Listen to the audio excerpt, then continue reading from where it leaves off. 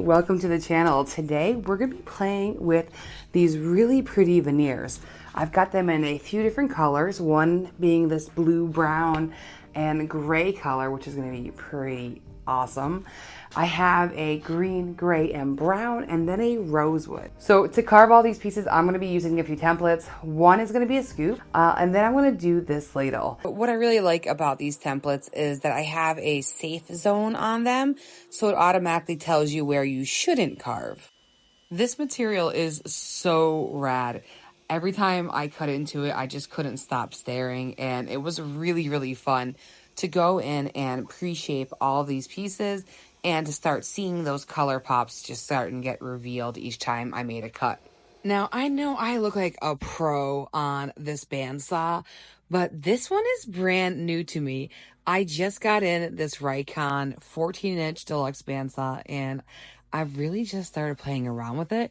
So you can see that I'm going in and I start shaping out all of the spoons, removing as much material as possible to make that carve faster, because I figured if I have a bandsaw, let's start taking advantage of that and make this power carving venture a lot faster. You see there's some bowls there. That's for later, not for this video, but I am going to be carving those. So this seems like a good time for me to say that you should probably subscribe to the channel if you want to see those other cool projects come to light. Subscribe now. So this is the point at which I really get to see the colors start to reveal themselves.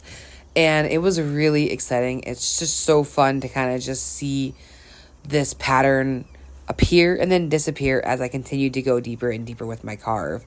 I'm starting off with what's called a carving cup, and that's a really great tool. It gives you a lot of control, and you get to carve a ton of material off in a really, really short time. The only disadvantage is once you get to a certain depth, you can no longer go any deeper with that. So you have to switch it up. And I did that with this 1-inch sphere, and it is in the green grit, which is the coarse grit. So I went through with all of them, hollowed them out as deep as I could, and then I went and switched over to the white sphere, which is in the extra fine grit. And these are all by Sabertooth, and I'll be linking all the tools in the notes below, including the vise that I'm using here too, because I know I get a lot of questions on that. It's a Panavise. It's pretty dope. Now that the spoons have all been hollowed out, I'm going to go ahead and use my fingers to feel each one of these spoons and just kind of check the depth, see how much room I have for that wall thickness, so that when I'm shaping the back side of the spoons, I don't go and carve all the way through the vessel. So I want to talk about this wood that I'm using. This is from Maker Stock. It's their brand new birch veneers, and they're really incredible. They've got so many different varieties. I believe there's 9 of them. I got to choose 3, and what they are is just laminated 1/8-inch birch panels that have been glued together, and they form these really pretty sheets. So once you start carving into them and revealing those layers of color, your piece really takes shape and it gives it a ton of character. This is a brand new product from Maker Stock, and they asked if I want to give it a try and see how I could use it in my shop. So we chatted and we thought spoon carving would be really neat with this, and I would have some really fun different ways to show off all of the different tones of that wood. After everything was all carved out, you can see I left a ring around the edge of the spoon. That's that safe zone I was talking about.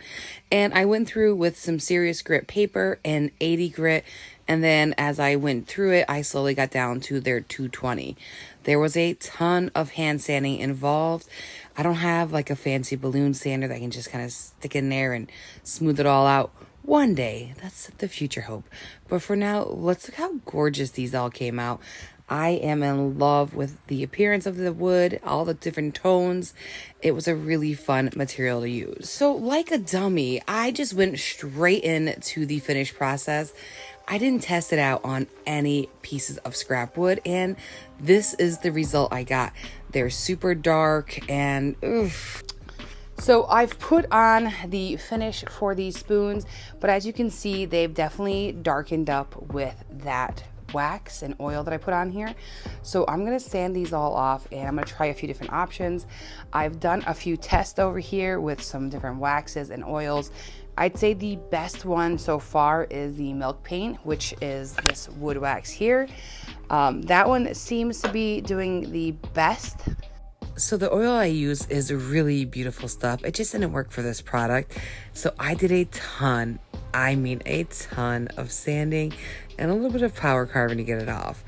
Then I went in with this wax from the Milk Paint Company, and that did such a better job. It didn't have a yellow to it, so it kept it as clean as possible. And I think these came out really, really pretty. And it may have been a little extra work, but it was totally worth it. Thank you so much for watching this video. I hope you enjoyed it. And as you can see, I have made a very big mess in my shop. So I have some cleaning to do. But I did want to talk a little bit more about the finish. On this product, it does tell you to try out finishes before you try it on your finished piece. I skipped that step and you can see that it did hurt me and I had some rework to do. So with any new product that you get, make sure you put some different finishes on it, see how it's going to react, and choose the right finish for you. I still have a few more that I do want to try with this product, so stay tuned for future videos. All right, well, you guys have a great day. I'll be here. Don't forget to subscribe. Arr.